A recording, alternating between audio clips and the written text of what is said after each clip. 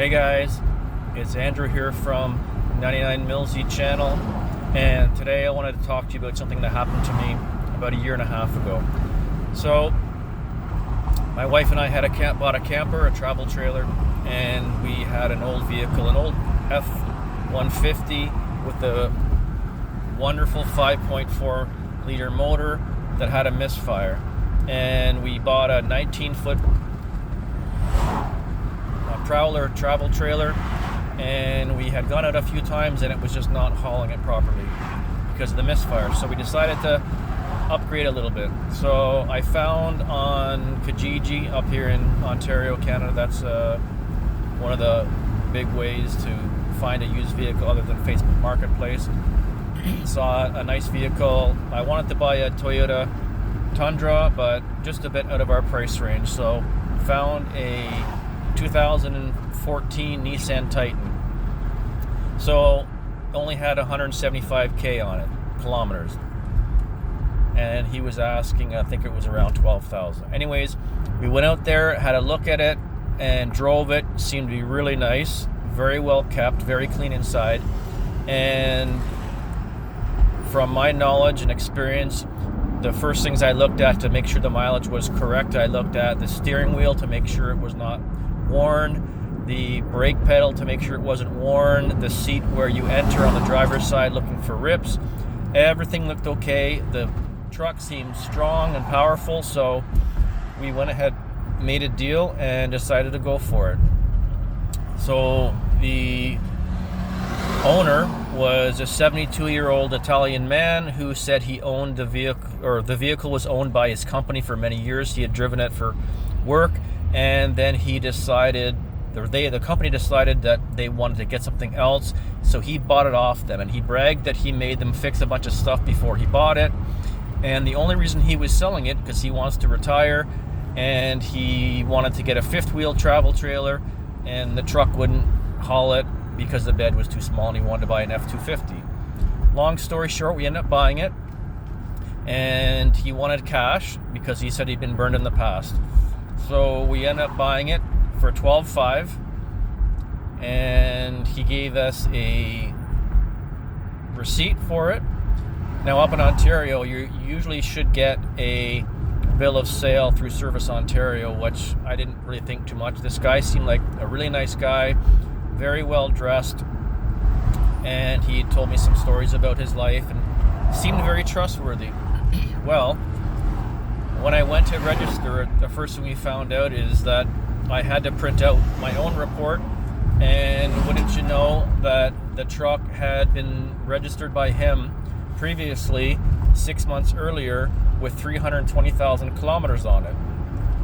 So I immediately tried to get a hold of him.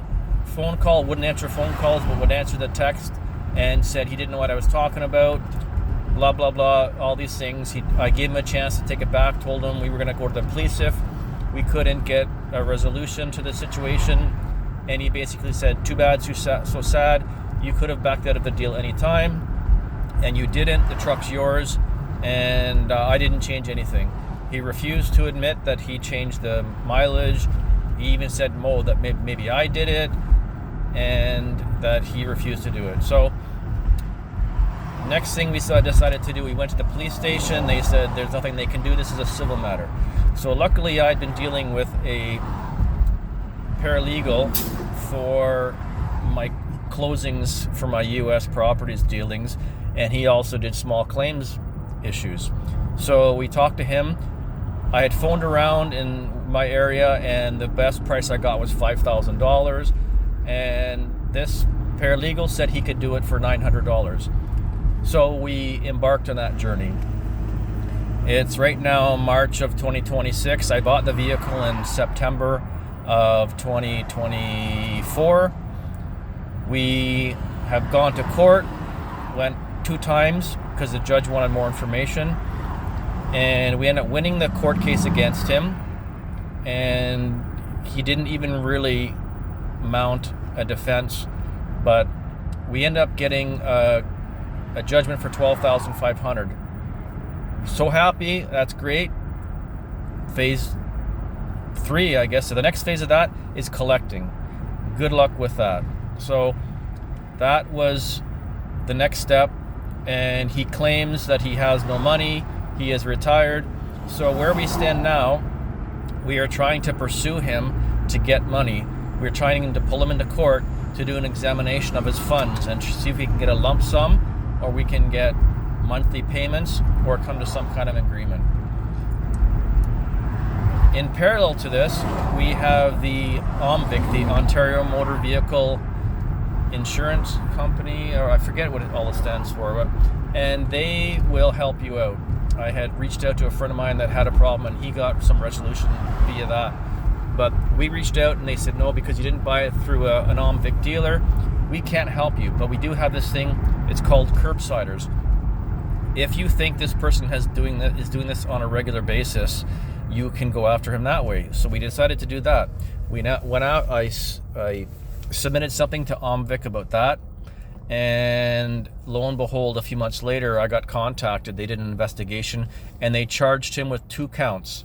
So he's obviously done this to somebody else, and he's evading them, and they called me in as a witness. And last month, I went to a Zoom meeting, a court hearing, to which this person did not show up, which got postponed. So as of this date, March of 2026, we haven't got any of our money back, and we are still waiting to see about the next hearing for OMVIC. I've been called as a witness for that, but I'll keep you guys updated and let you know what happens. But as of today, there is no resolution. We haven't got another court date for our lawsuit against him. And to be honest with you, thoughts that go through my mind nowadays are, was it really worth it? The key takeaways here are, and I forgot to mention that I didn't, you figure I would learn as a 55-year-old man, but I didn't get a Carfax, and I didn't get the used vehicle information package. So summary to this is this: always get the used vehicle information package, always get a Carfax, trust nobody. I got another story to tell you at the next video about my stepson getting his car, taken away. It got repossessed because the person that sold him the car had a lien on it and didn't tell him. So the person who picked up the car from the court said he recommended, do not buy anything off Facebook Marketplace or Kijiji, because it's nothing but scammers. But that's a story for another video.